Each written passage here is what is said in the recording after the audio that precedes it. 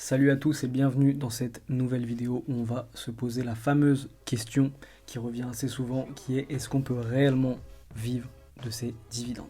En tant que personne qui investit en partie sur les actions à dividendes, je suis directement concerné par cette question, donc on va essayer d'y répondre avec le plus de recul possible en prenant plusieurs paramètres en compte. On peut considérer les dividendes comme un flux de revenus constant, un flux de revenus passif, puisque concrètement, pour toucher ces dividendes, il n'y a rien à faire, pas à revendre des actions, à part les acheter à la base, on n'a pas eu d'action à effectuer. Et il est totalement légitime de se demander si le fait de toucher des dividendes peut nous permettre plus tard d'en vivre, si c'est vraiment une réalité palpable, ou si c'est un rêve qu'essayent de nous vendre plusieurs influenceurs, bourses, formateurs.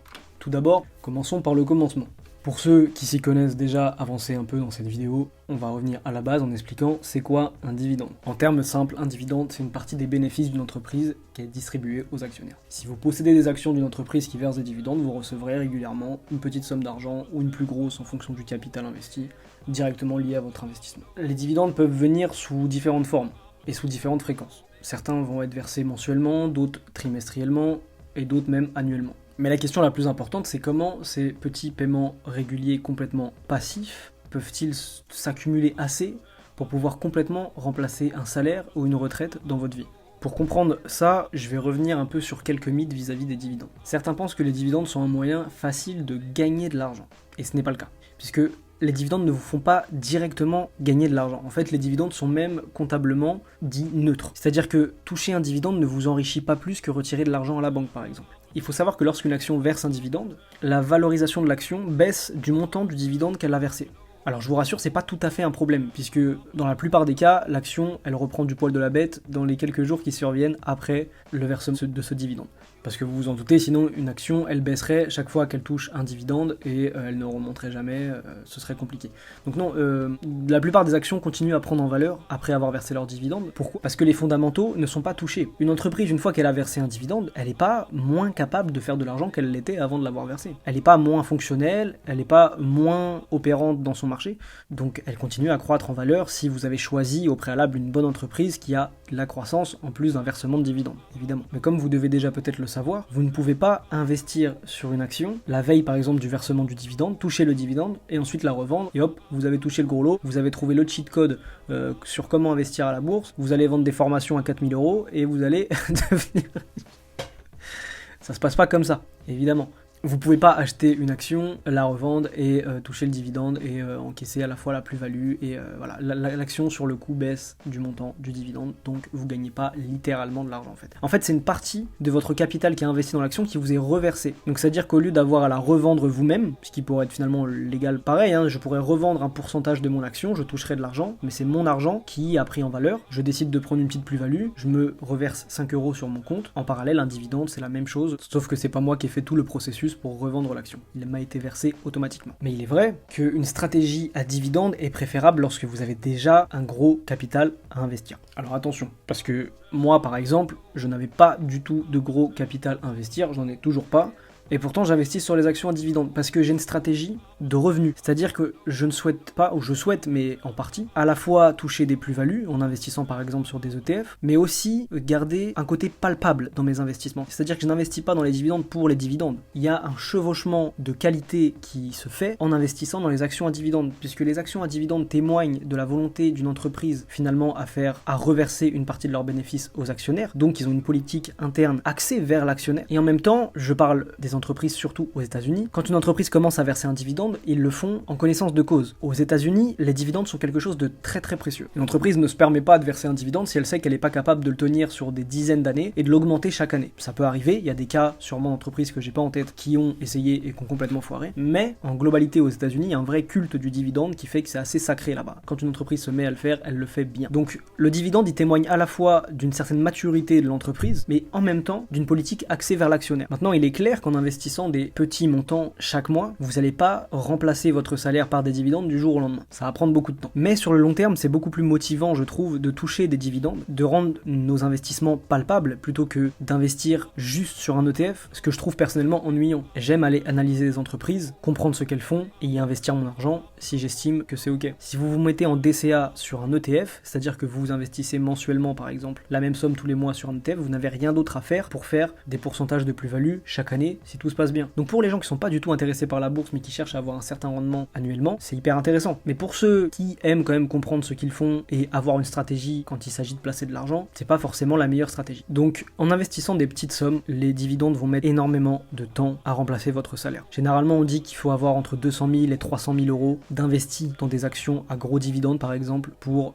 toucher à peu près l'équivalent d'un SMIC mensuellement. Donc vous voyez, c'est quand même d'assez grosses sommes. Et contrairement à l'immobilier, il n'y a pas d'effet de levier en bourse. Vous n'allez pas aller prendre un crédit pour aller investir en bourse. C'est surtout grâce à votre capacité d'épargne que vous allez mettre de l'argent en bourse. Donc effectivement, si vous n'avez pas de grosses sommes déjà à placer, les dividendes ne remplaceront pas votre salaire du jour au lendemain. Maintenant, sur le long terme, encore une fois, ça permet de rester motivé, que vous récupériez vos dividendes ou que vous les réinvestissiez. Vous avez une rentrée d'argent. Certes, elle est imposée, plus que si vous retiriez que de la plus-value, mais je préfère me dire que je touche des dividendes quoi qu'il arrive, que ce soit en phase haussière comme en phase baissière, plutôt que de me dire que je retire mes plus-values de temps en temps et que si par exemple on est en phase baissière, j'aurais beaucoup plus de mal à retirer le même montant en plus-value que j'aurais peut-être eu en dividendes pendant cette même phase. Donc je préfère toucher des dividendes, ça me rend plus serein dans ma tête. En plus, il y a un chevauchement de qualité, je trouve, vis-à-vis des entreprises qui versent des dividendes de par leur politique axée vers les actionnaires, du fait qu'aux États-Unis il y a un culte du dividende, donc c'est assez rassurant, et le fait que même en phase baissière, je sais que je vais toucher un revenu passif et j'ai pas besoin de réorienter ma stratégie ou de réfléchir à comment je vais pouvoir me démerder si aujourd'hui la bourse fait moins 50% et que j'ai besoin de prendre des plus-values. Car oui, la plupart des entreprises continuent à verser des dividendes même en phase baissière. Par exemple, une entreprise comme Coca-Cola est connue pour avoir toujours versé un gros dividende même pendant les phases les plus compliquées de sa belle carrière. Donc pour terminer avec ce premier grand mythe qui est de dire que les dividendes c'est de l'argent facile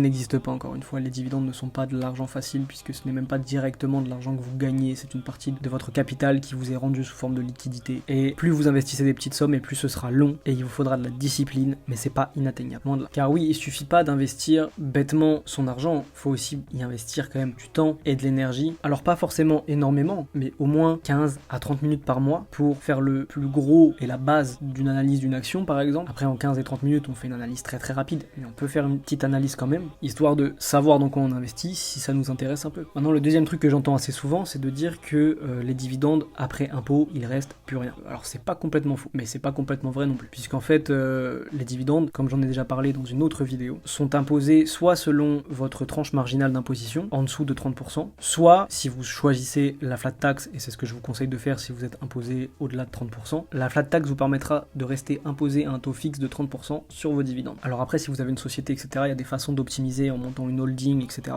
Je suis pas du tout expert de ça. Mais globalement, si vous résidez en France, il y a une imposition effectivement assez lourde sur les dividendes si vous en touchez sur un compte titre. Et c'est généralement ce qui va se passer, puisque lorsqu'on investit sur des actions à dividendes, on préfère investir sur des actions américaines, puisque c'est là-bas qu'il y a le plus gros culte du dividende et où on n'est plus certain d'être sécurisé vis-à-vis de cela. Mais on a aussi le PEA en France qui nous permet d'investir sur des entreprises européennes, ce que je ne fais pas beaucoup pour le moment, mais qui peut s'avérer intéressant à long terme pour certaines actions, mais surtout pour les ETF, puisqu'effectivement, tant qu'on ne retire pas de gains pendant 5 ans à partir de l'ouverture, nous ne sommes pas imposés ni sur les dividendes, ni sur les plus-values ou quoi que ce soit qui rentre dans ce PEA. Au bout de 5 ans, si vous retirez des gains, vous ne serez imposé que à 17,2% qui sont les prélèvements sociaux. Quoi qu'il arrive, les frais, les impositions et les taxes en général sont hyper importantes à prendre en compte dans vos investissements parce que les résultats sont pas du tout les mêmes en fonction de si on parle en brut ou en net. Puis des fois, selon les screeners que vous utilisez, c'est-à-dire des applications ou des sites pour mesurer la performance de vos portefeuilles, ils prennent pas toujours en compte l'imposition de votre pays, les retenues à la source sur vos dividendes, etc. Donc je vous rassure, il n'y a pas besoin d'être un matheux et de faire des calculs hyper compliqués pour comprendre tout ça, mais juste d'utiliser plusieurs courtiers ou plusieurs screeners pour mesurer la croissance de votre patrimoine et en particulier de vos investissements de temps en temps afin de voir les différents résultats, de vous rendre compte lesquels prennent en compte le plus les taxes, les impositions, etc.